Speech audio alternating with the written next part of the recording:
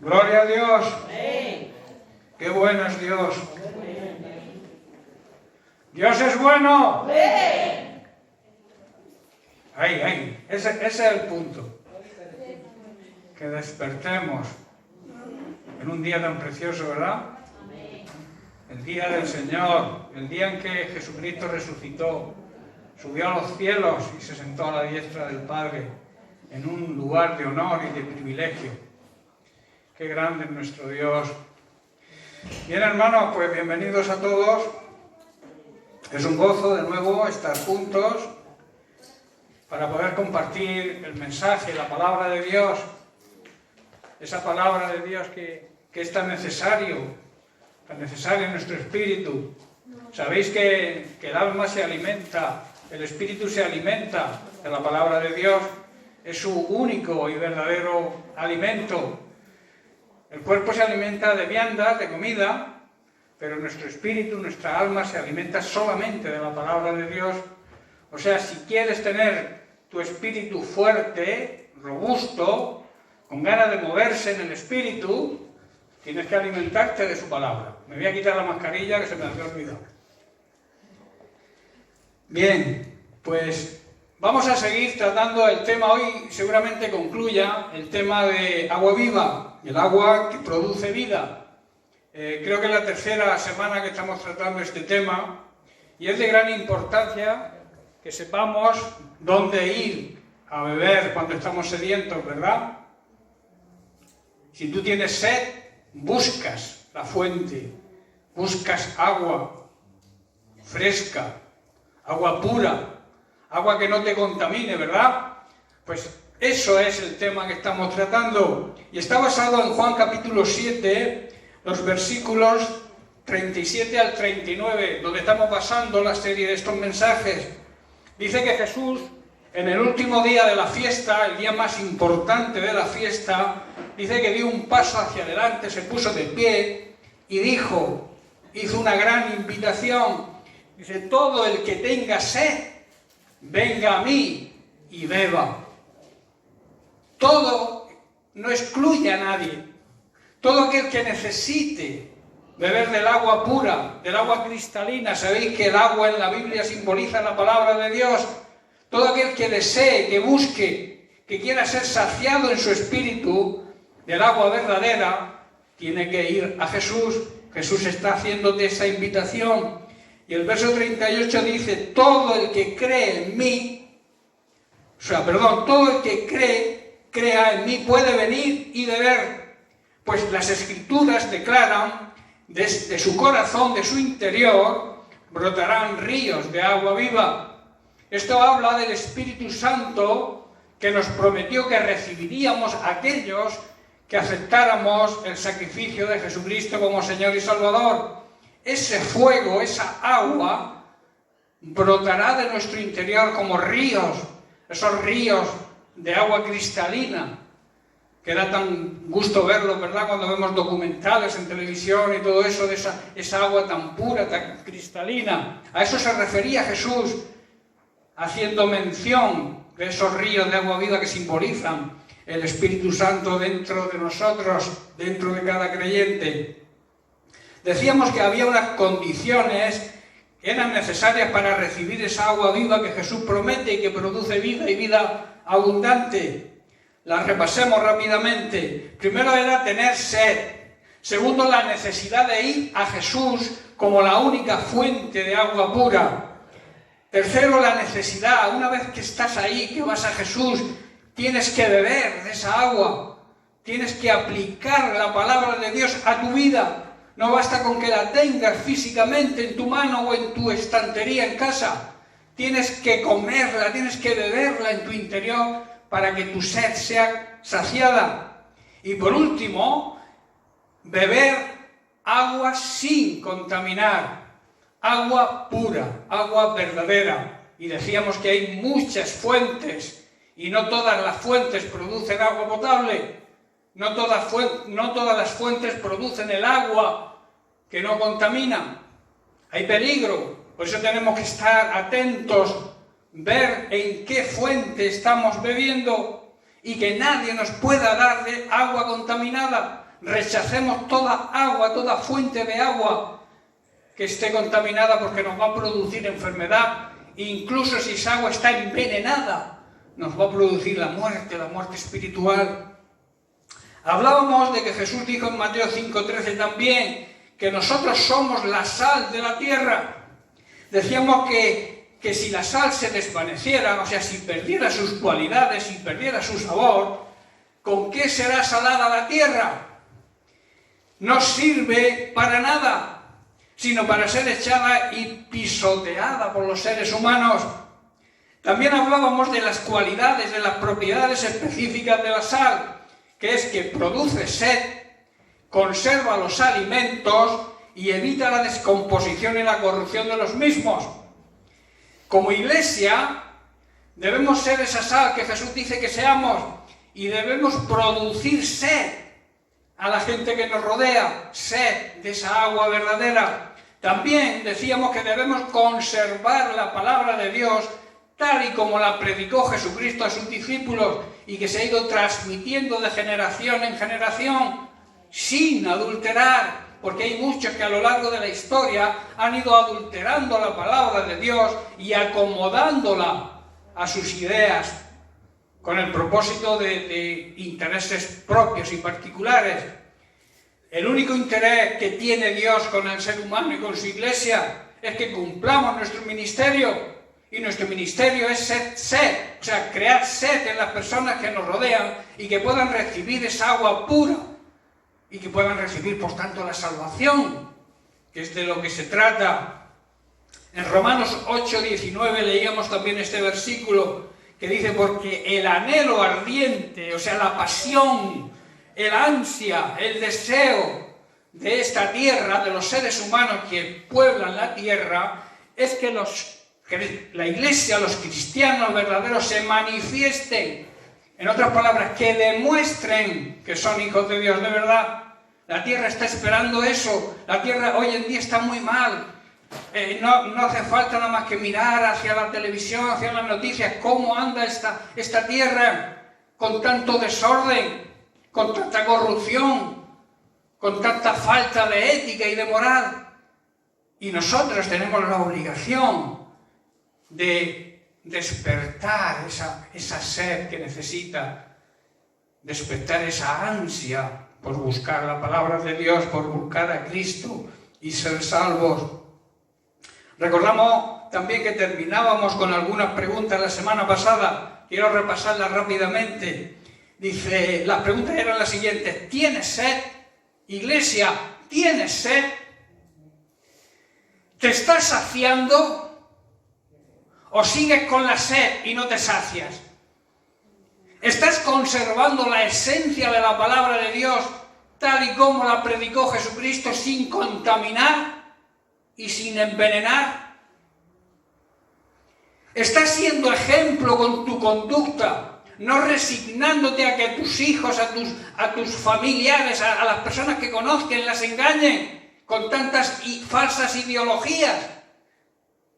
¿Te estás adaptando? ¿Estás haciendo lo que la mayoría de los seres humanos hacen en la sociedad? Vale, son cosas nuevas. Esto es progresismo. Esto no es progresismo, hermanos. Esto es depravación moral y ética, llegando incluso a la corrupción de menores. Y por eso no debemos conformarnos, adaptarnos a lo que el mundo piensa y decir también como el mundo: bien, pues son cosas nuevas. No son cosas nuevas.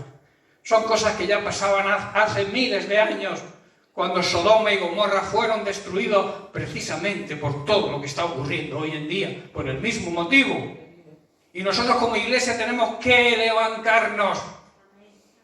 Por eso la pregunta: con tu ejemplo, con tu forma de comportarte, ¿estás evitando la descomposición y la corrupción moral y ética que hoy en día hay en la sociedad? ¿O estás haciendo la vista gorda? Como iglesia no podemos hacer la vista gorda. Tenemos que levantarnos. Somos la luz del mundo también. Tenemos que alumbrar en medio de tanta tiniebla, tanta oscuridad, tanta ignorancia, tanto pecado. Hay gente que se cree sabia y son unos ignorantes. Por eso la Biblia dice que Dios eligió a los más pobres, a los más, digamos, faltos de inteligencia humana, pero sí grandes en inteligencia divina, los eligió para avergonzar a los sabios de este siglo, de este mundo. ¿Estáis comprendiendo la idea de lo que Jesús quiere transmitir? Y por último, estás provocando en tu familia inconversa, en tus vecinos, en tus parientes, en tus compañeros de trabajo, en tus compañeros de instituto, de colegio, estás provocando la sed por la palabra de Dios. Esas preguntas las dejábamos la semana pasada para que las analizáramos durante la semana. Supongo que las habréis analizado y si no, tiempo tenéis ahora esta semana de nuevo. Bien, pues hoy quiero hablar de un tipo de sed que la iglesia verdadera debe tener y debe provocar, debe despertar en los demás, en la gente que nos rodea. Esa sed está en Mateo capítulo 5, verso 6, donde Jesús dice, bienaventurados, o sea, Dios bendice a los que tienen hambre y sed de justicia. Y la gran promesa, si tú tienes hambre y sed de justicia, de que se haga justicia en este mundo, dice que serás saciado. Pero es necesario tener sed, porque la justicia sea impuesta en esta humanidad. Recordemos que justicia significa dar a cada cual conforme a sus hechos. También significa rectitud de conducta, vivir una vida recta, que no haya desviación en nuestra forma de pensar, de comportarnos, de lo que nos están enseñando, que sigamos una línea recta, que no hagamos, digamos, curvas. Rectitud significa seguir una línea, la línea que nos marca la palabra de Dios, la línea que nos marca esa agua procedente de la fuente verdadera y auténtica que es Jesucristo. Y también significa fidelidad, ser fiel a una relación o a un pacto determinado. Sabéis que existen en la sociedad existen contratos mercantiles, pero por ejemplo el matrimonio no es un contrato mercantil, es un pacto. Y los pactos solamente se rompen cuando uno de los dos cónyuges fallece. Por tanto, la fidelidad en el matrimonio tiene que ser hasta la muerte. Tú tienes que ser como esposo fiel hasta la muerte y tú como esposa fiel hasta la muerte. Porque el matrimonio Dios odia, aborrece, dice otras versiones, pero aborrecer y odiar es lo mismo. Dios odia el divorcio. Dios no está de acuerdo con el divorcio, con el pacto que un día se firmó en su presencia. En el matrimonio el testigo, cuando dos personas, dos seres humanos, un hombre y una mujer, porque no hay otro tipo de matrimonio, se unen, forman una yunta. Es una unión inseparable. La palabra unir en el matrimonio significa fundir. Cuando tú fundes dos metales, no los puedes separar, es imposible. Y la palabra unir se traduce en la Biblia por fundir. Entonces, un matrimonio, un pacto, el matrimonio es un pacto ante la presencia de Dios. Por tanto, la fidelidad en el matrimonio es un acto de justicia. Es aplicar justicia, ser justo. Si tomas la decisión, escucha bien, si tomas la decisión de deshacer ese pacto que un día se selló ante la presencia de Dios mismo, estás atrayendo maldición a tu vida, estás atrayendo maldición a tus hijos, y eso es muy grave. Piénsate bien las cosas antes de tomar la decisión de deshacer por tu cuenta y riesgo un pacto que un día hiciste en la presencia de Dios, porque un día tendrás que dar cuenta ante la justicia de Dios. De Dios nadie se burla, nadie se libra de la justicia de Dios. Tú quizás te puedas librar de la justicia, digamos, humana, mintiendo, buscando testigos falsos, no sé, de alguna manera te puedes librar, porque haya un juez que se deje comprar o algo. Puede ser que te libres de la justicia humana, pero de la justicia de Dios, que es un juez que no prevarica, no cambia o no da por inocente al que es culpable, al que no se arrepiente. ¿Me estáis siguiendo, hermano? Amén. Romanos capítulo 14, versos 11 y 12. Dice, porque escrito está, vivo yo. O sea, tan cierto como yo estoy vivo, dice el Señor, que ante mí se doblará toda rodilla. Toda es toda. El que crea como el que no crea, ante él se va a doblar toda rodilla. Y toda lengua confesará, reconocerá, le dará alabanza a Dios. Y el verso 12, de manera que cada uno de nosotros dará a Dios cuenta de sí mismo. Cada uno de nosotros tendrá que responder de nuestros actos ante el juez justo y fiel, que es Dios. La justicia y la fidelidad van unidas. Dios es un Dios que perdona. Perdona el pecado, perdona la rebeldía, perdona la infidelidad. Pero si hay un arrepentimiento y un cambio en la conducta. Pero si no te arrepientes, si sigues siendo impío, el final de los impíos, ¿cuál es? Según la Biblia. La muerte eterna, el infierno. Grábatelo en tu mente si no lo tienes claro.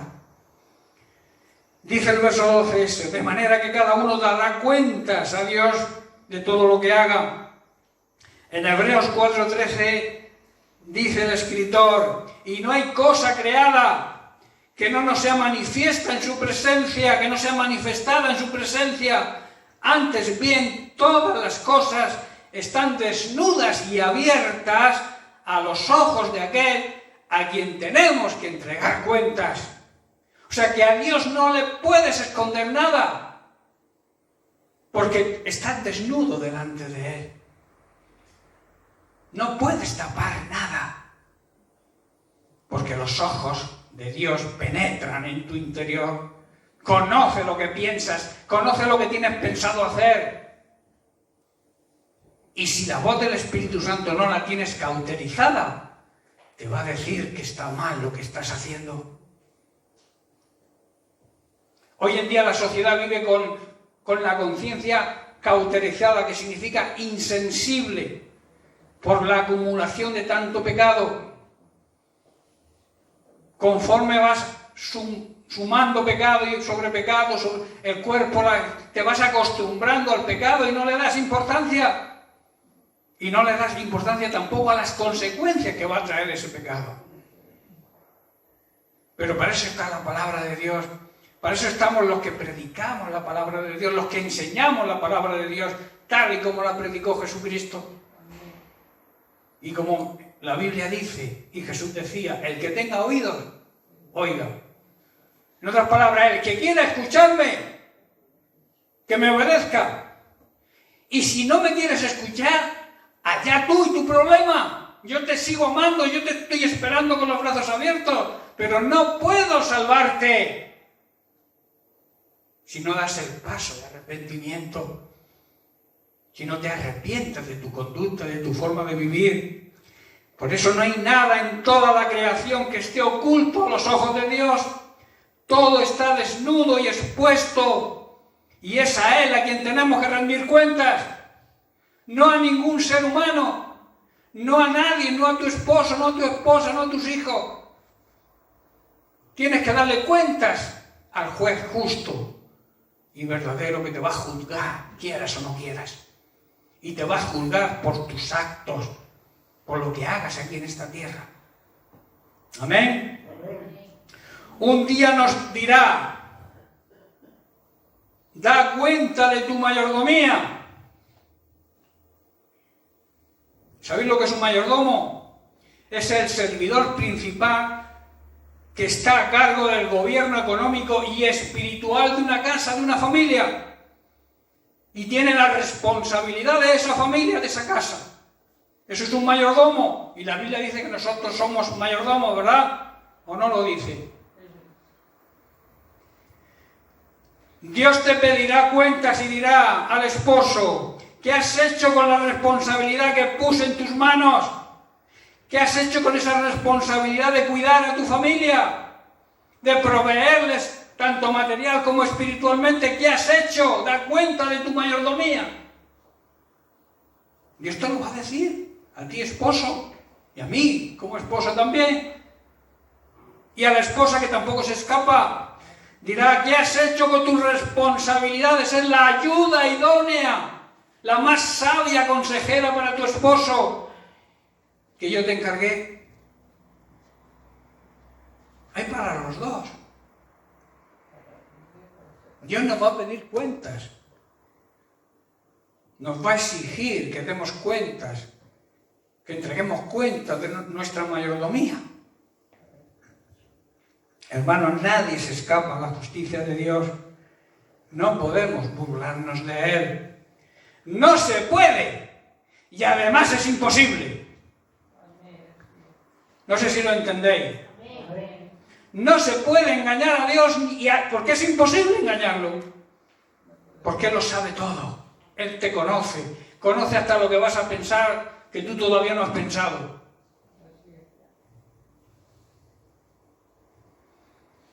Gálatas 6:7 dice, no os engañéis a vosotros mismos, Dios no puede ser burlado. Y aquí entra la ley de la siembra, pues todo lo que el ser humano siembra, eso es lo que va a segar. Palabras del apóstol Pablo en Gálatas. La justicia de Dios se manifiesta en su rectitud. La justicia de Dios se manifiesta en su fidelidad. Él es justo y Él es fiel. Primeramente consigo mismo como Dios. Y segundo porque ha hecho un pacto contigo y conmigo. Y Él es fiel a sus pactos con el ser humano. El problema está que la falta de fidelidad viene de parte nuestra. Entonces las promesas, las consecuencias que trae fallar a ese pacto siempre serán negativas para nosotros, pero no porque Dios quiera. Dios quiere lo mejor para sus hijos, Dios quiere lo mejor para ti, Dios quiere lo mejor para mí. Pero de nosotros depende recibir la bendición o recibir la maldición. Dios no quiere la maldición para nadie. Por eso envió a Jesucristo a la cruz. Envió a su único Hijo a esa fuente de agua viva para que todos bebamos y seamos saciados y vivamos una vida plena y auténtica, obedeciendo su palabra. No porque Él quiera que obedezcamos, porque Él es el que manda y aquí mando yo, no. La bendición, la obediencia nos trae bendición, o sea, nos trae cuenta obedecer a Dios porque es por nuestro bien. ¿Comprendéis, hermano? En Deuteronomio capítulo 32, verso 4 dice, Él, Dios, es la roca. Habla también de Jesucristo como Dios, es la roca donde debemos fundamentar nuestra vida. Dice, cuya obra es perfecta, porque todos sus caminos son rectos. Dios de verdad y no hay ninguna iniquidad en Él. Él es justo y es recto. Y nosotros como sus hijos debemos heredar esos genes que Él tiene. Si tú te consideras hijo de Dios, tienes que ser justo, tienes que andar en la verdad, tienes que comportarte de una manera perfecta en esta vida, de acuerdo a la perfección humana, porque nuestro Padre es justo y es recto. ¿Sabéis que los hijos siempre imitan lo que hacen los padres? Y lamentablemente cuando un padre no se comporta correctamente, arrastra a los hijos a la misma perdición que él pueda tener? Vuelvo a repetir, lo que siembres, recoges. Lo que hagas, no lo que digas, es lo que tus hijos van a hacer. Si tú no haces lo correcto, tus hijos van a seguir esa línea.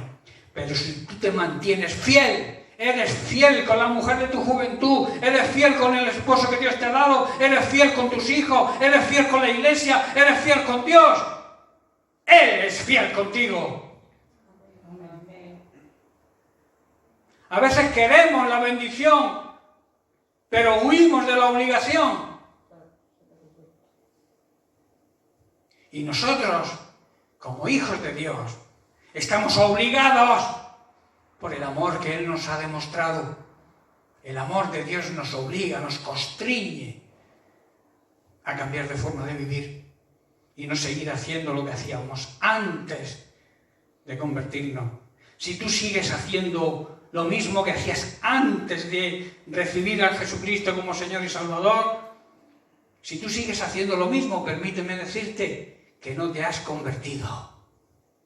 Quizá estés convencido, tengas una convicción, un pensamiento, pensar, sí, Dios es Dios, Dios hizo esto, yo lo tengo en mi mente, pero no lo llevo dentro de mi corazón. No va a funcionar. Vuelvo a repetir, podré estar convencido, pero lo que necesitamos es convertirnos. Cambiar, transformación, metamorfosis. Dejar de ser gusanos y empezar a ser mariposas. Un gusano come tierra, una mariposa se alimenta del polen de las flores y ve desde otra perspectiva. Un gusano, ¿qué perspectiva tiene? La tierra, el suelo. Una mariposa ve desde otra perspectiva, ¿verdad? Pues eso quiere Dios, que haya en nosotros una metamorfosis, una transformación interior, no apariencia. Porque con la apariencia podrás engañar a tu esposo, a tu esposa, a tus hijos, a tus vecinos. Pero si cambias interiormente, es lo que realmente va a traer bendición a ti, primeramente, después a tu familia, a la iglesia, al trabajo donde estés. ¿Qué es de lo que se trata? Eso es lo que significa ser sal y ser luz para esta tierra. No conformarnos, no coger la forma en que se mueve esta humanidad, sino ser diferentes, que los demás vean que no somos los mismos y podamos impactar en ellos y podamos generar esa sed que necesitan por Dios y su palabra, que es Jesucristo. Una persona recta, como he dicho antes, es una persona que no se inclina a un lado ni a otro, que mantiene siempre una línea y una trayectoria. La rectitud y la justicia siempre van de la mano, y Dios es el autor de toda justicia. Si analizamos la Biblia, vemos que la justicia de Dios se asocia constantemente con su obra redentora, con su obra salvadora, porque hemos sido declarados justos porque la justicia de Dios se aplicó a Jesucristo. No sé si entendéis. Si tú eres justo es porque alguien tuvo que pagar lo que tú debías y entonces te quedaste libre de deuda. Eso significa justicia de Dios en Cristo. Recibimos justicia porque Jesucristo pagó el precio. Y eso es extraordinario. Si lográramos comprender el significado profundo que hay ahí, de que Dios, de que Jesucristo siendo Dios, se hiciera hombre en la figura de Jesucristo y cargara con tu culpa y con la mía, y nos hiciera justos delante de Dios, libres de toda condenación. Eso es maravilloso entender eso. Y también se asocia con el amparo, La justicia se asocia con el amparo y el cuidado de los pobres, los huérfanos, las viudas, los forasteros, los extranjeros.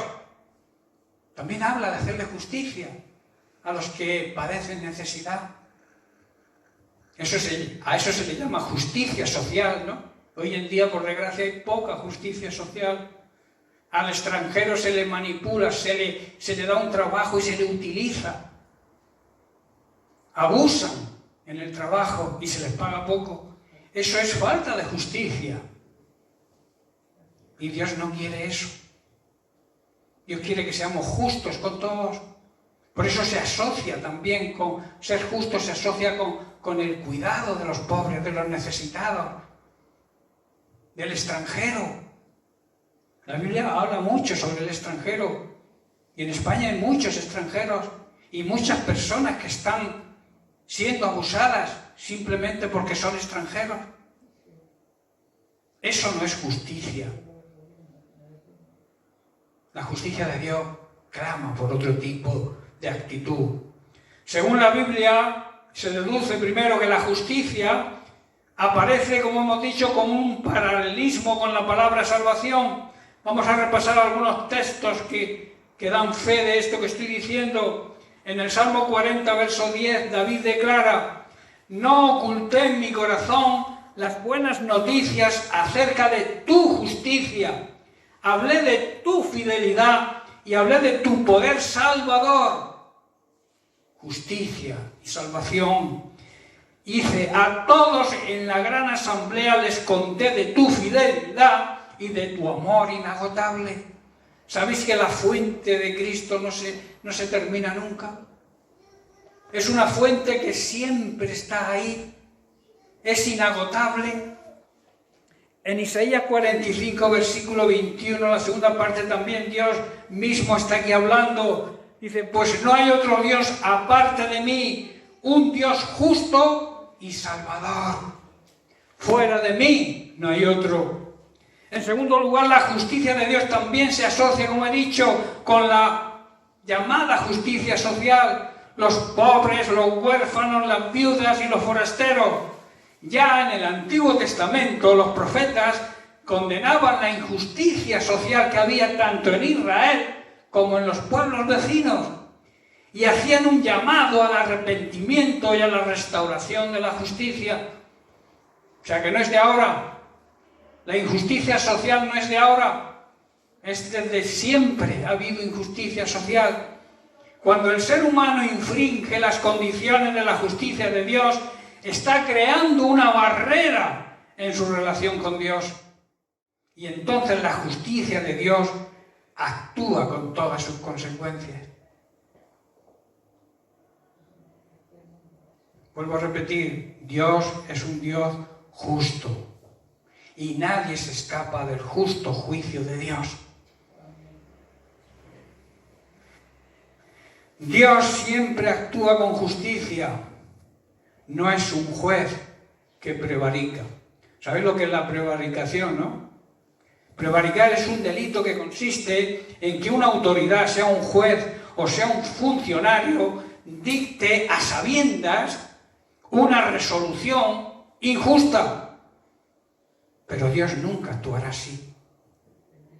Dios es justo y su justicia nunca prevarica, nunca cambia, ni la hace cambiar nadie. En Romanos 12, 19, Dios dice a través de Pablo, el apóstol Pablo, dice: no os venguéis vosotros mismos, o sea, no toméis la justicia por vuestra mano, amados míos, sino dejad lugar a la ira de Dios, porque escrito está: mía es la venganza, yo pagaré, dice el Señor. Pablo está diciendo: no toméis la justicia por vuestra propia mano, dejad a Dios que os haga justicia, porque es un juez justo y seguro que te hace justicia, porque su palabra así lo promete. Déjalo a Él. Si te toman la justicia tú, anulas su acción. Deja que Él actúe en justicia y Él te va a hacer justicia ante las personas o la sociedad, o quien te haga una injusticia a ti. Dios va a pagar. Esos van a pagar esa injusticia que están cometiendo contigo y tú recibirás justicia de parte de Dios.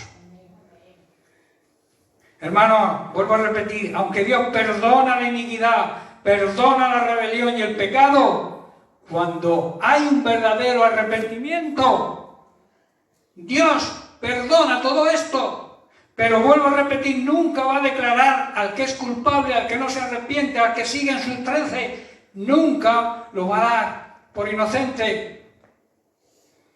En Éxodo, capítulo 34, verso 7 dice: Dios que guarda, o sea, que cuida y que aplica misericordia a millares, que perdona la iniquidad, la rebelión y el pecado, y añade, y que de ningún modo tendrá por inocente al malvado. Ese Dios que visita la iniquidad de los padres sobre los hijos, y sobre los hijos de los hijos, hasta la tercera y cuarta generación. Esto es grave. Tu injusticia va a perjudicar hasta la cuarta generación. Va a perjudicar a tus hijos, va a perjudicar a tus nietos, va a perjudicar a tus bisnietos y a tus tataranietos.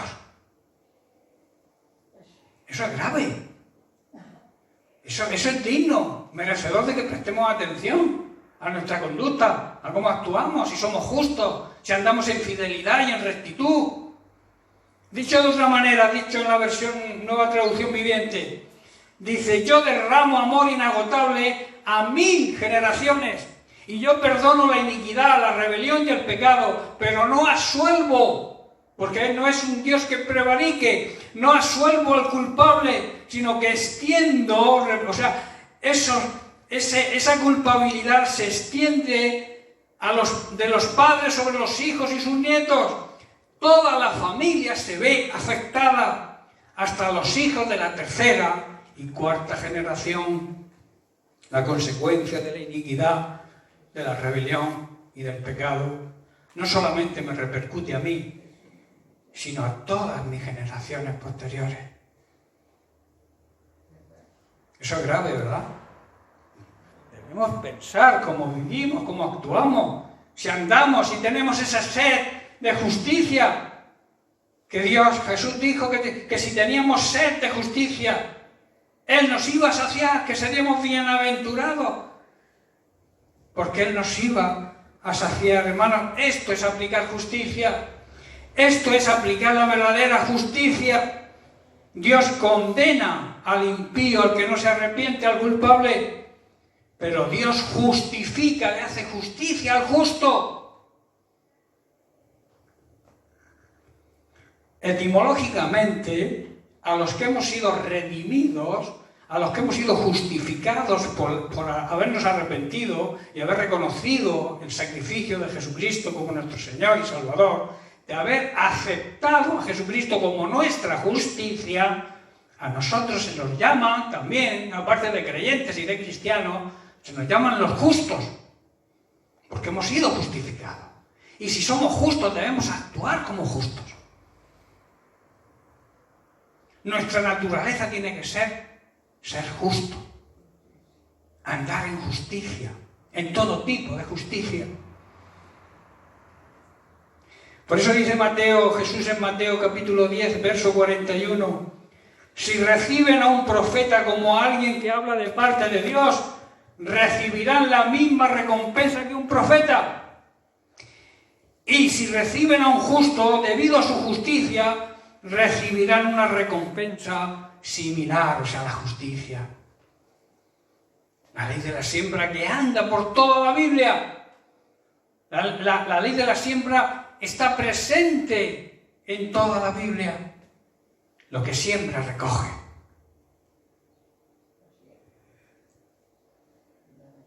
En Mateo capítulo 13, verso 43, Jesús, después de explicar la parábola de la cizaña, les dice a sus discípulos, dice: entonces los justos resplandecerán como el sol en el reino de mi Padre.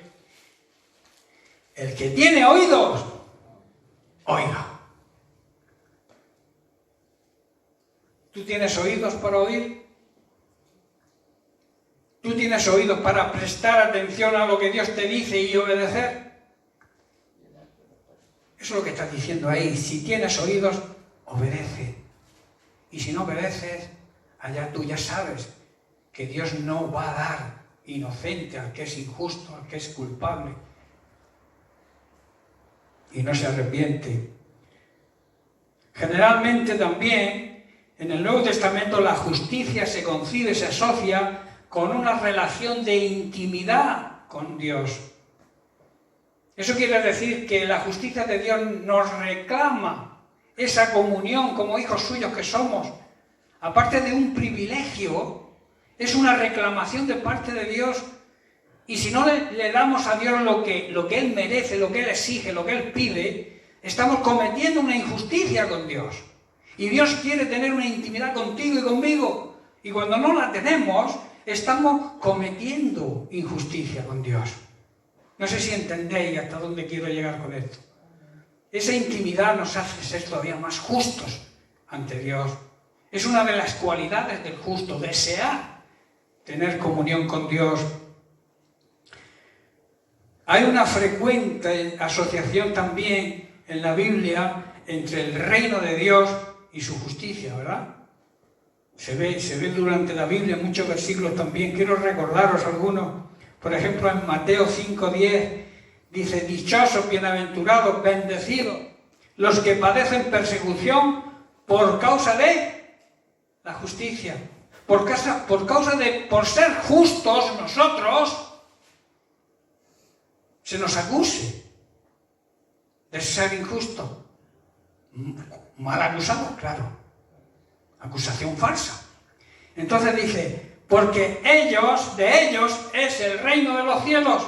Si tú eres justo de acuerdo a la justicia de Dios, de acuerdo a lo que demanda la justicia de Dios, no te preocupes si eres perseguido.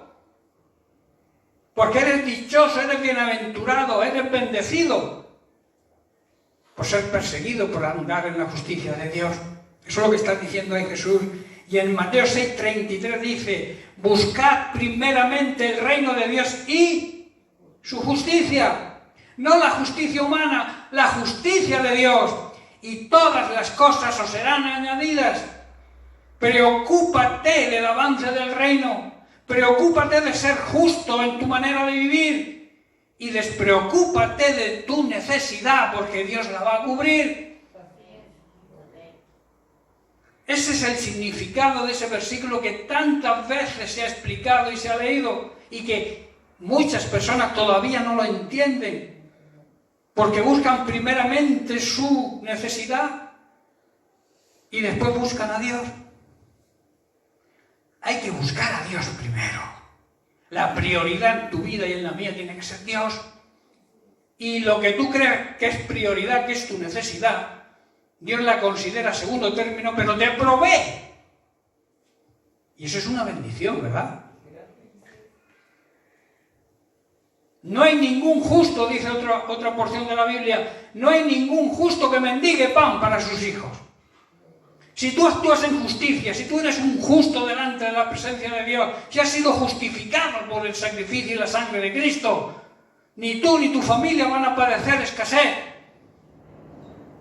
Quizá no tengas grandes lujos, pero tus necesidades prioritarias serán cubiertas porque Dios es un Dios de pacto, Dios es un Dios que cumple sus promesas aunque pasen 1000 generaciones. 4 amén. Si lo sientes, grítalo. Amén. No estamos jugando a religión. Debemos ponernos en el orden de la palabra y empezar a actuar en la justicia de Dios. Santiago 3:18, y los que procuran la paz sembrarán semillas de paz y recogerán una cosecha de justicia. ¿Tú quieres cosechar justicia? ¿Tú quieres la justicia de Dios aplicada a tu vida? Procura la paz y siembra la paz. Si en tu familia no hay paz, busca la paz en tu familia. Busca la paz con tu esposo, busca la paz con tu esposa, busca la paz con tus hijos. Y estarás sembrando semillas de justicia y recibirás la justicia de Dios. No sé si comprendéis la profundidad de la palabra de Dios. Y en 1 de Pedro capítulo 2, versos 24 y 25 dice: Jesucristo llevó él mismo nuestros pecados en su cuerpo sobre el madero, para que nosotros, estando muertos a los pecados, vivamos ¿para qué? Para la justicia de Dios. Eso habla de una resurrección espiritual. Y añade, y por cuya herida fuiste sanados, tanto física como espiritualmente. Y dice el verso 25, porque vosotros erais como ovejas descarriadas, pero ahora habéis vuelto al pastor y obispo de vuestras almas. Tremendo, el pastor y obispo. Obispo es aquel que supervisa. Lo que significa obispo es supervisor. Jesucristo está ahí siendo nuestro obispo, nuestro supervisor, pero también es nuestro pastor, el que nos apacienta, nos lleva a buenos pactos, nos lleva a fuentes de agua verdadera, viva, sin contaminar y sin envenenar. Y en 1 de Juan capítulo 2, versículo 28 y 29, dice: y ahora, hijitos, permaneced en Él, para que cuando se manifieste tengamos, en su segunda venida, tengamos confianza, para que en su venida no nos alejemos de Él avergonzados, que escondamos nuestro rostro de Él por vergüenza, está diciendo, porque no hayamos andado en esta vida en justicia y sobre todo en su justicia divina. Y añade el verso 29, si sabéis que Él es justo, ¿quién no cree que Dios es justo y que Jesús es justo? Nadie. También se le llama en la Biblia el justo de los justos a Jesucristo. Él es justo. Si sabéis que Él es justo, sabed también que el que hace justicia es nacido de Él. Los hijos siempre heredan los genes de los padres, ¿verdad? Esta vida, esta manera de vivir, esa vida que merece el sacrificio de Cristo, es la vida que debemos vivir, la verdadera vida que Dios nos exige, vivir en la justicia de su Hijo Jesucristo, porque Él merece por el sacrificio que hizo por nosotros. Como creyentes, como iglesia que hemos sido justificados, hechos justos, y que hemos recibido justicia en Cristo, debemos tener esa sed de justicia que nos pide Jesús en Mateo 5, 6 que leímos antes. Dios bendice a los que tienen hambre y sed de justicia, porque serán saciados. Hay una promesa tremenda ahí. Si tenemos sed de justicia, seremos bendecidos y también seremos saciados. Para concluir, porque ya estoy terminando y ya termino con esta serie de mensajes, para concluir quiero hacer un pequeño resumen para recordaros, para refrescaros todo lo que hemos tratado estas últimas semanas sobre la justicia y sobre la sed. Justicia significa rectitud, significa fidelidad a todos y debe ser recíproca, de unos hacia otros y de otros hacia unos. ¿Entendéis, no? También significa protección y amparo a los necesitados. Justicia significa también que el justo condena la injusticia, no aprueba la injusticia, no está de acuerdo con la injusticia. La justicia de Dios siempre condenará al impío y justificará al que actúa en justicia, al que es justo. También significa misericordia, significa generosidad. El justo debe tener también, como hemos comentado, una relación de intimidad con Dios. Y por último, se le llama vida justa a la nueva manera de vivir del verdadero nacido de nuevo, del verdadero creyente. Así que, hermanos, analiza tu vida, analicemos toda nuestra vida y veamos si estamos actuando en justicia, con los términos que marca la justicia de Dios, claro, no la justicia del hombre. Pueden coincidir algunos puntos la justicia de Dios y del hombre, pero nada que ver la justicia de Dios completa, auténtica, con la justicia del ser humano. Así que, termino, debemos despertar esa sed de justicia, esa sed también de la palabra de Dios.